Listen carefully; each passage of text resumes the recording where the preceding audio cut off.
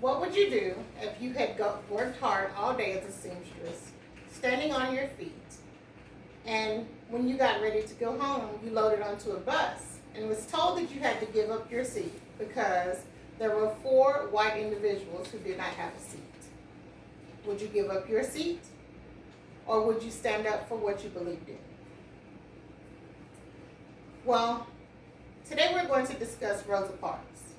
And I can believe that Rosa Parks is one of the people who founded the movement for civil rights to end the segregation of buses, on buses. Rosa Parks is an important woman because she paved the way for racial injustice and struggles. It is important for us to know who Rosa Parks is because her defiant action changed the way we live today. Rosa Parks is a woman who has changed my life because without her defiant act, we would still be sitting at the back of the bus. According to the Women's History Museum of 2017, Rosa Parks stated that she didn't give up her seat because she was tired from working all day. She was a 42-year-old woman who was tired of giving in to racial inequalities. So we are going to discuss Rosa Parks' life before the Montgomery bus boycott. We're going to discuss the Montgomery bus boycott and her life after the Montgomery bus boycott. In Rosa Parks' early years, her life was filled with discrimination. Her grandfather had to stand outside of her house with his gun because the Ku Klux Klan was marching down the street. Rosa Parks went to a school that was a poorly funded school. It didn't matter how old the child was. They were all in one room, and they had to all learn the same thing regardless of their age. At the age of 19, Rosa Parks married Raymond Parks, who was already a member of the National Association of the Advancement of Colored People, the NAACP. And because of her marrying him, she became a member of the NAACP at a young age. Next, we will discuss Rosa Parks being arrested. So in 1955, Rosa Parks was arrested because she refused to give up her seat.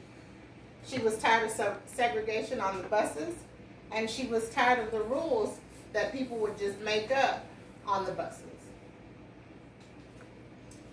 Next, we will discuss the Montgomery bus boycott. So because of the bus boycott and the arrest of Rosa Parks, the boycott was organized by members of the NAACP, and this boycott lasted 381 days.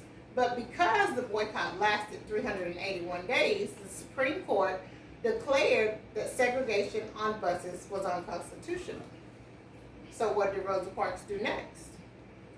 Her life after the boycott, Rosa Parks and her husband had to lose their jobs. They had to leave their homes because of all of the backlash for the racial inequalities and the racial injustice. So because of her defiant act, the Ku Klux Klan made it uncomfortable and unsafe for her to live. Next, but there were some positive changes that came from Rosa Parks' defiance. She found a new job as a secretary. Rosa Parks was also part of the Planned Parenthood development. She had a role in the civil rights movement, and her and her husband founded the Rosa and Raymond Parks Institution for Self-Deployment. She won the National Peace Prize, and she had several books written about her. She had songs written about her, and according to the A&E Network of 2015, Rosa Parks had a museum presented for her called the Rosa Parks Museum. So I hope that you have gotten just a piece of information about Rosa Parks and her end to segregation because of the Montgomery bus boycott. But the next time that you see an injustice, what will you do? Will you stand up for what you believe in, or will you just sit down and let things go?